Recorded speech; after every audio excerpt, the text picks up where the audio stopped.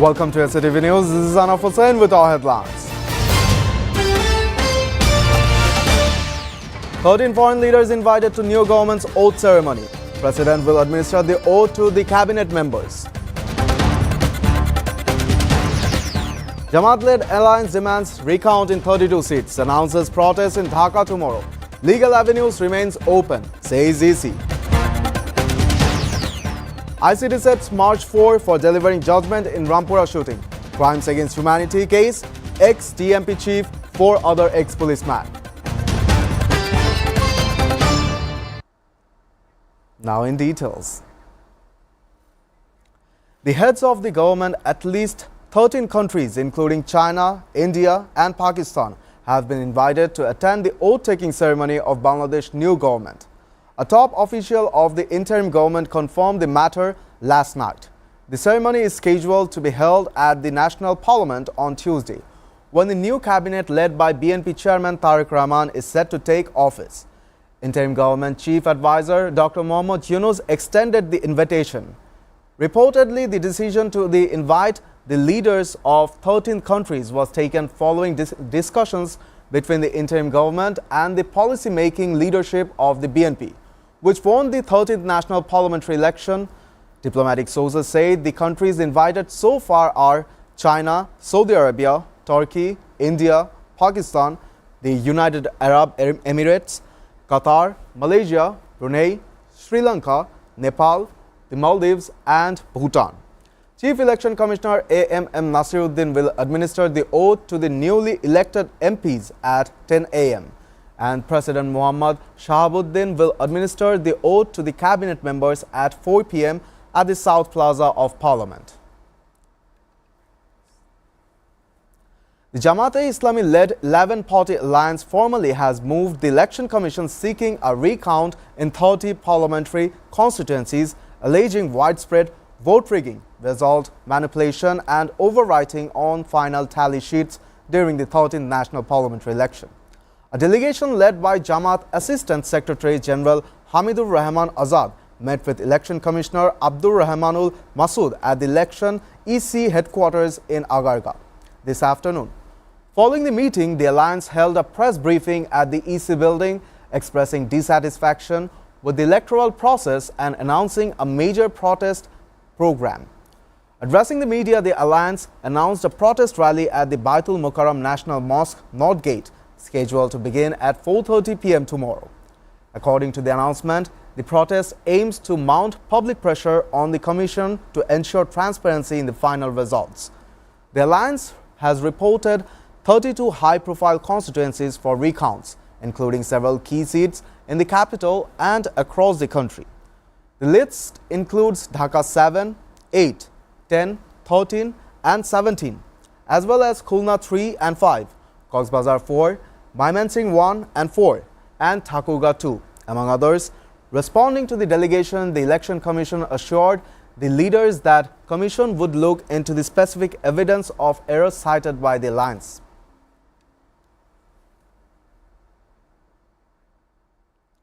The International Crimes Tribunal 1 is set to deliver its verdict on March 4 in a case over crimes against humanity against 5 former police officers over the killing of 2 people and the shooting of 2 others in Rampura during the July 2024 uprising. Former Dhaka Metropolitan Police Commissioner Habibur Rahman is among the accused. The tribunal passed the order today. Prosecutor Ghazi Monwar Hussain Tamim confirmed the matter.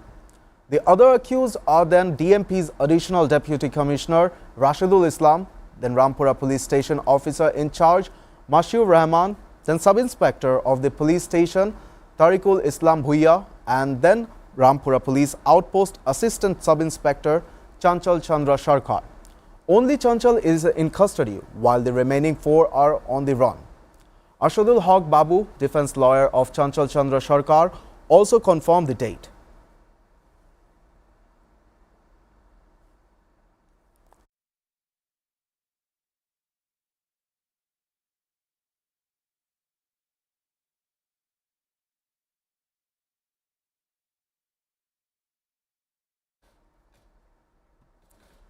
The High Court today directed the government to keep all governments and non-government lower secondary and secondary schools closed throughout the month of Ramadan.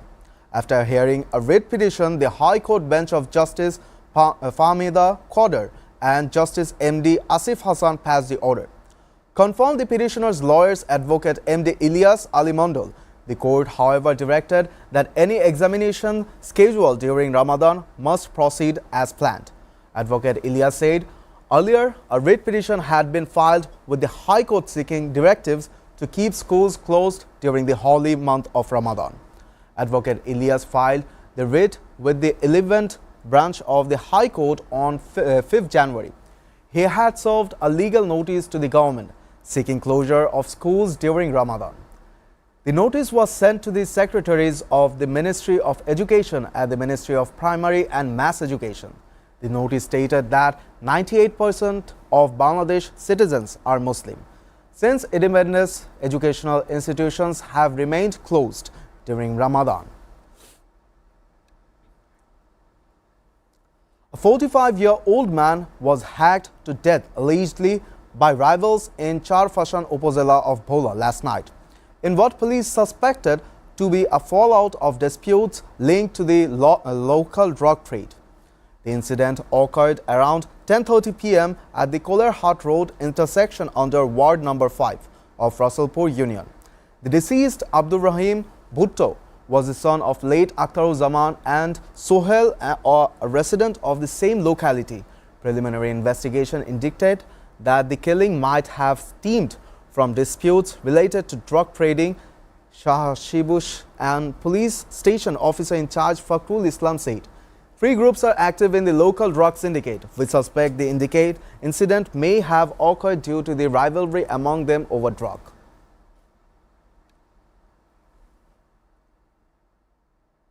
A 50-year-old man was shot dead by assailants in Rajshahi city on Saturday night. The victim was identified as Muhammad Mustafa, son of Taimur Uddin of Dashmari village under Binodpur Bazar area of Motihar police station in Rajshahi city, said police. Motihar police station officer in charge Abdul Kalam Azad said Mustafa sustained a gunshot wound to his right leg around 8 p.m. on a road beside the boundary wall of Konjapur graveyard in ward number 29 of Rajshahi city. He lost consciousness immediately after being shot and therefore could not identify the attackers. He was rushed to Rajshahi Medical College hospitals where doctors declared him dead on arrival, said the OC.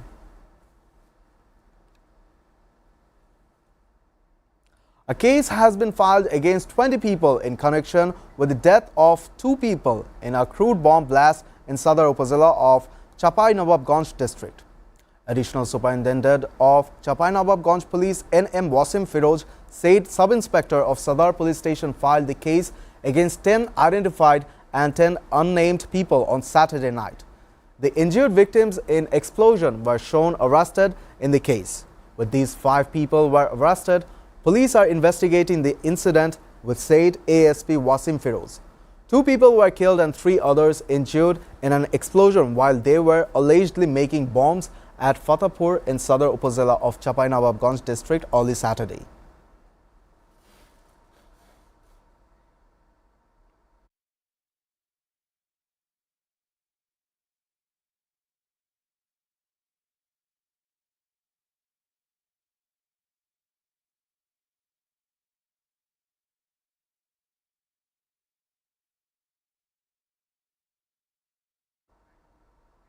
Viewers, we are taking a short break. Stay with us.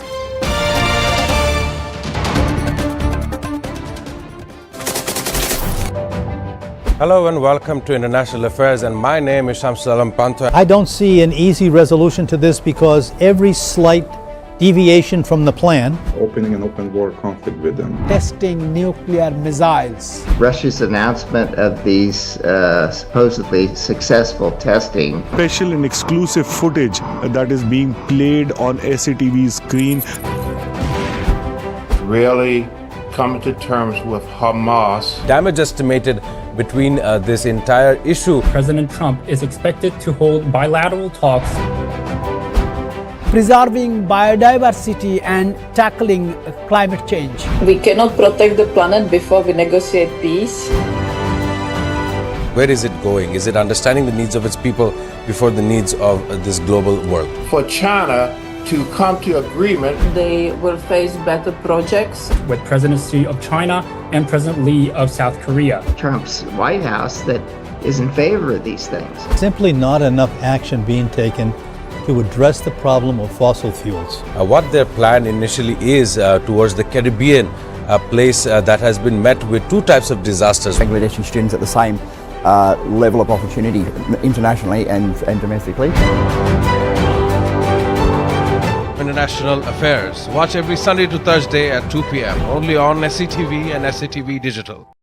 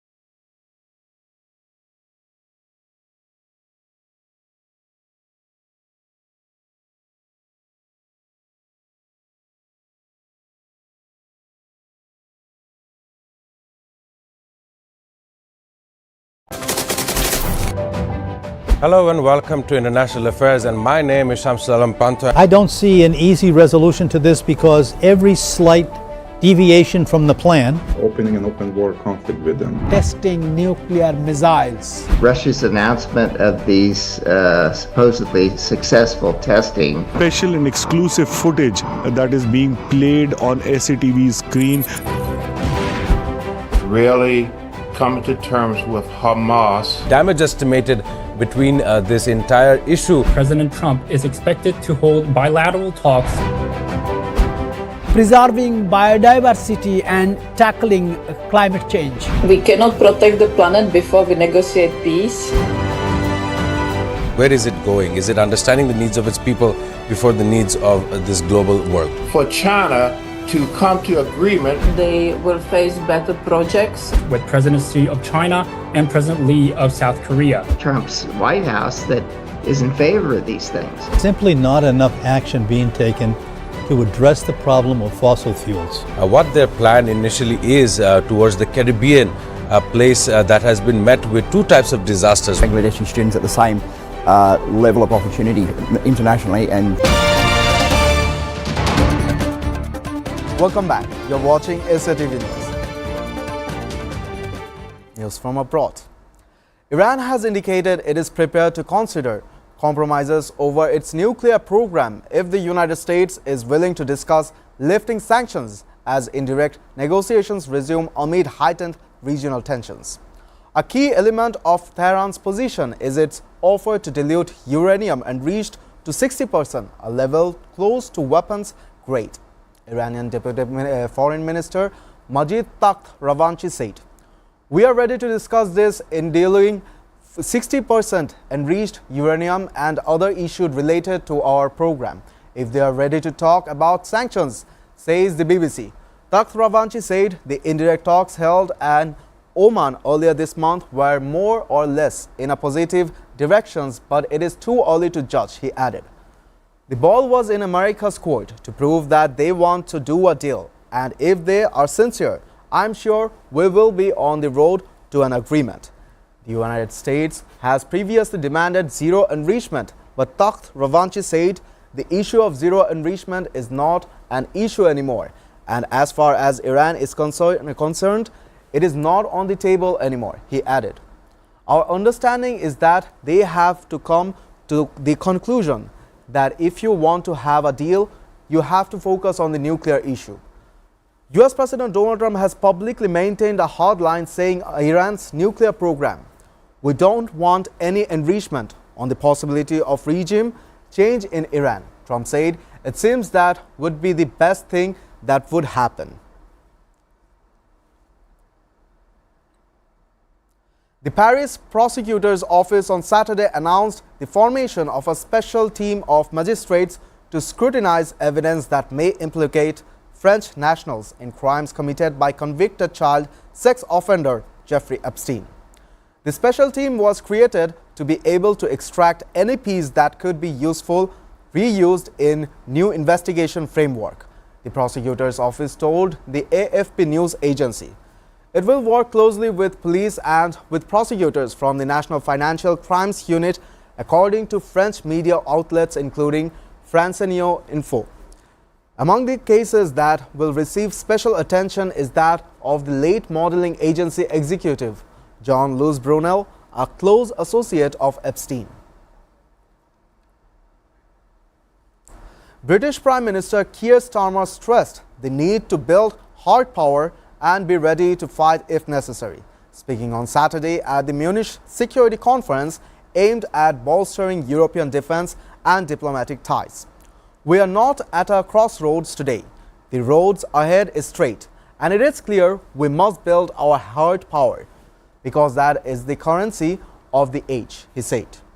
Following European Commission President Ursula von der Leyen's opening remarks, we must be able to deter aggression, and yes, if necessary, we must be ready to fight, to do whatever it takes to protect our people, our values, and our way of life. And as Europe, we must stand on our 2 feet.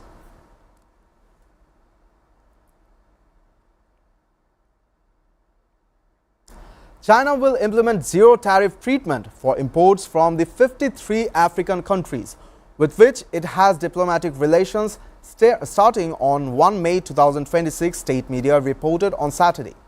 China will also continue to push for the negotiations and signing of joint economic partnership pacts and further expand market access for African exports to China through upgraded mechanisms such as its Green Channel, according to the state television report.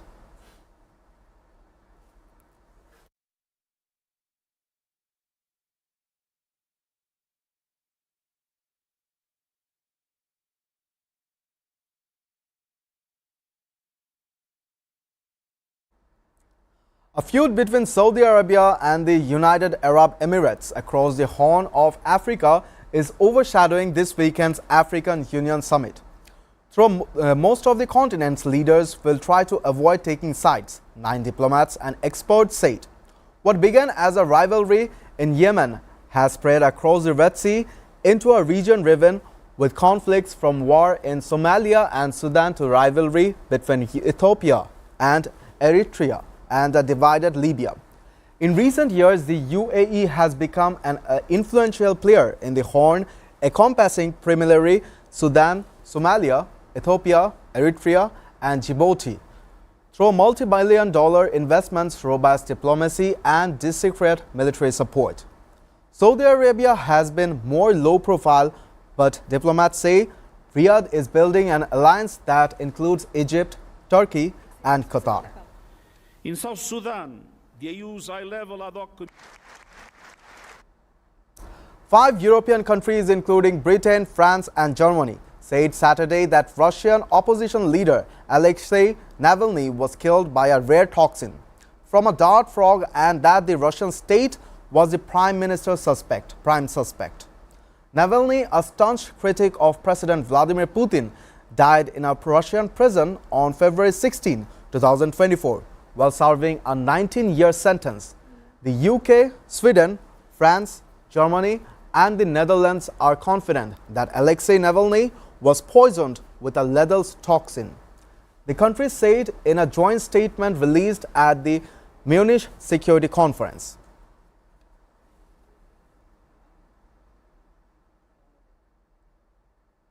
Motorcycle riding gunman swept into 3 villages in a central region of Nigeria, shooting dead or cutting the throats of at least 46 people, a humanitarian source told on Saturday.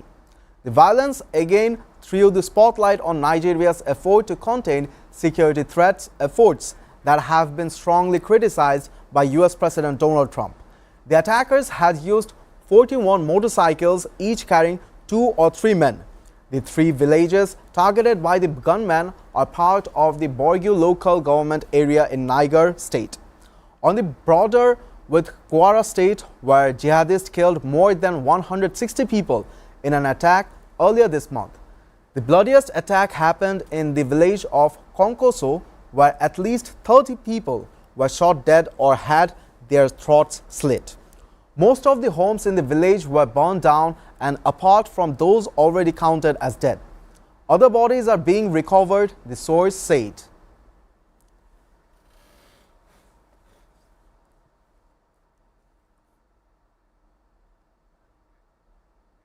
Before ending, we go through the headlines again. 13 foreign leaders invited to new government's oath ceremony. The president will administer the oath to the cabinet members. Jamaat-led alliance demands recount in 32 seats. Announces protests in Dhaka tomorrow. Legal avenues remains open, says EC. ICT sets March 4 for delivering judgment in Rampura shooting. Crimes against humanity case, ex-DMP chief, 4 other ex-policemen. You are updated with our top stories so far here on SATV, and to know the latest news, visit www.satv.tv. Stay with us.